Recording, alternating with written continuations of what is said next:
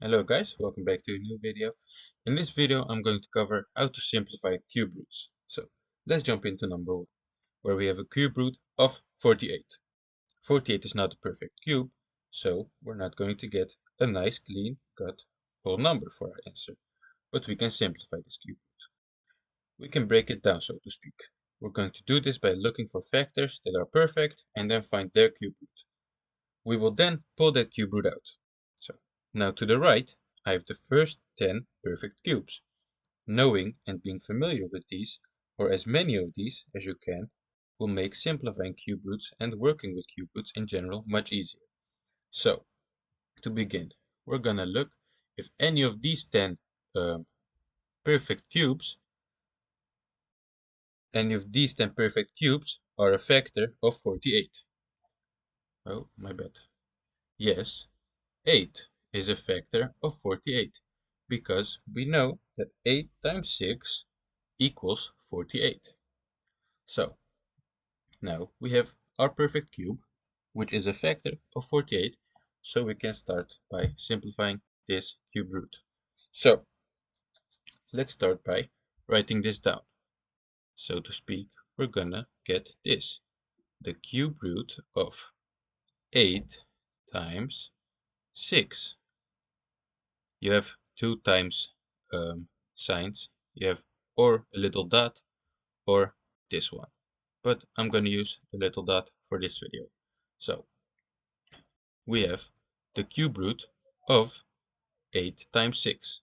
Let's break this down again. The cube root of 8 times the cube root of 6. So now we're almost done. We have to pull out the root of the 8. So the cube root of 8 is 2, because 2 times 2 times 2 equals 8. So 2 is the cube root of 8.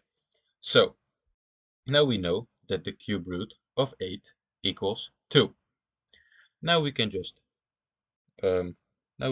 find the final answer, which is 2 cube root 6.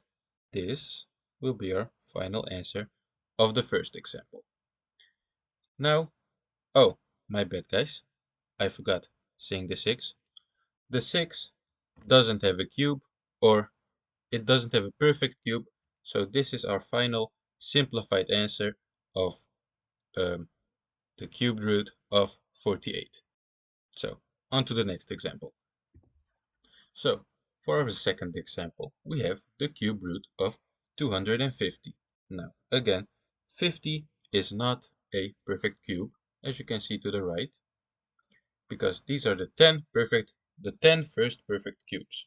So, do we see a perfect cube which is a factor of 250?